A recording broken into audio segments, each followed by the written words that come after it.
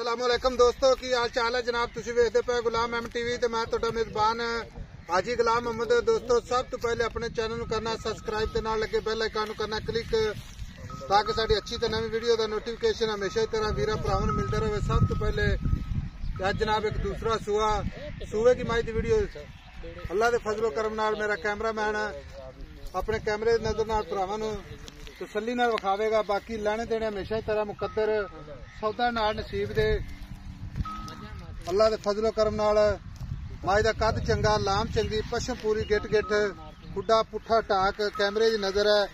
बाकी मेरा कैमरामैन अपने कैमरे दी नजर नाल भरावां नूं हवाना जनाब तसल्ली नाल विखा रहा है। मुठ मुठ ते थान पूरी जनाब लोकेशन खब्बे दा हवाना पूरा जनाब फुट हवाना चौड़ा चुन्नी तो लैके सार तक रवाना। बाकी जनाब लैने देने मुकद्दर सौदा नाल नसीब दे मज माशाअल्लाह लाजवाब नीली दा तोहफा अल्लाह दे फजलो करम नाल भरावां वास्ते सफर करके नीली दे जानवर विखाए जाते हैं। एवं गल्लां नाल नहीं मेहनत करी दी है कोशिश करी दी है।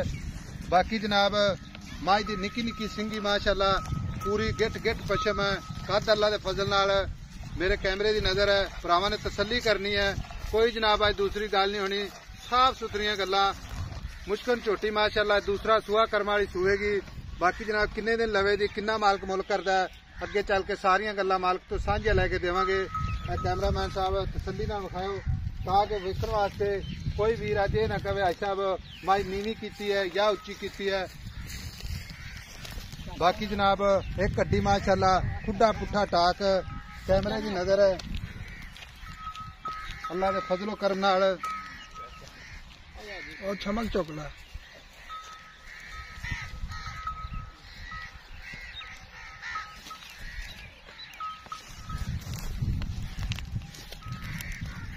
बाकी जनाब निक्की निक्की सिंगी माशाअल्लाह बूथी बरीक पशम पूरी जनाब गिठ गिठ अल्लाह दी फजलो करम नाल।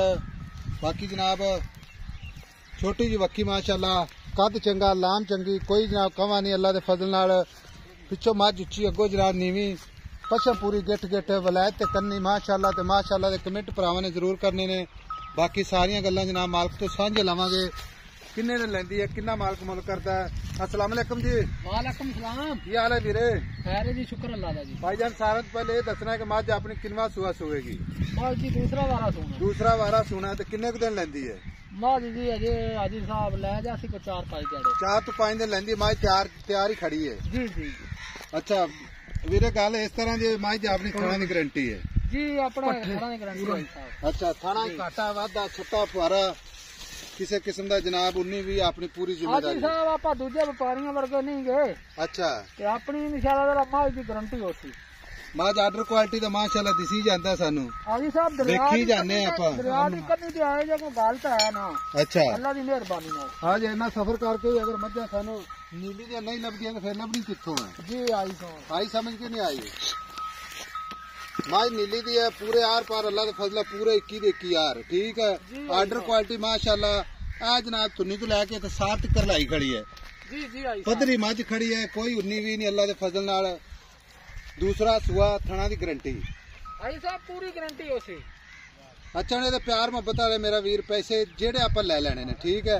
दुध पुत्र हुंदा नसीब दा बाकी आर्डर क्वालिटी के हिसाब नाल दुध अल्लाह दे फजल नाल किन्ना करेगी इस बारी? 20 सिर करेगी ना इंशाल्लाह। अगर है मैं नहीं ना करना तो फिर जंगली मझ करदी भी नहीं दुध। अच्छा अच्छा मैं नस्ल जात वाली इंशाल्लाह। अच्छा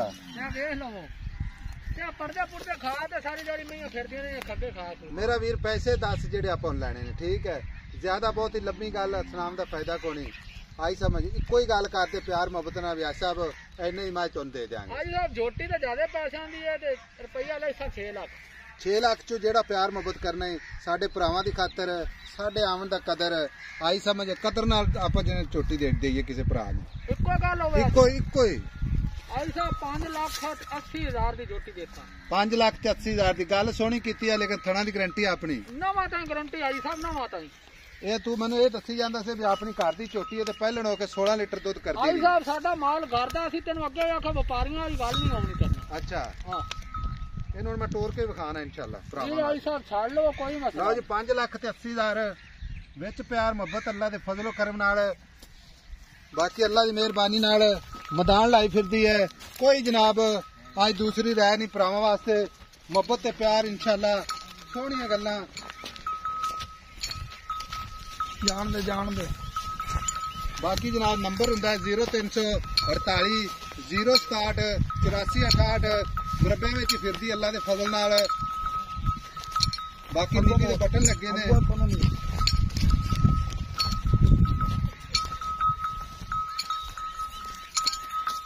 ਮਿਹਨਤ ਕੋਸ਼ਿਸ਼ ਭਰਾਵਾਂ ਦੇ ਸਾਹਮਣੇ ਜਨਾਬ। ਬਾਕੀ ਮਿਲਾਂਗੇ ਅਗਲੀ ਵੀਡੀਓ ਦੇ ਨਾਲ। ਅੱਲਾ ਨਿਗਹਿਬਾਨ। ਪਾਕਿस्तान जिंदाबाद।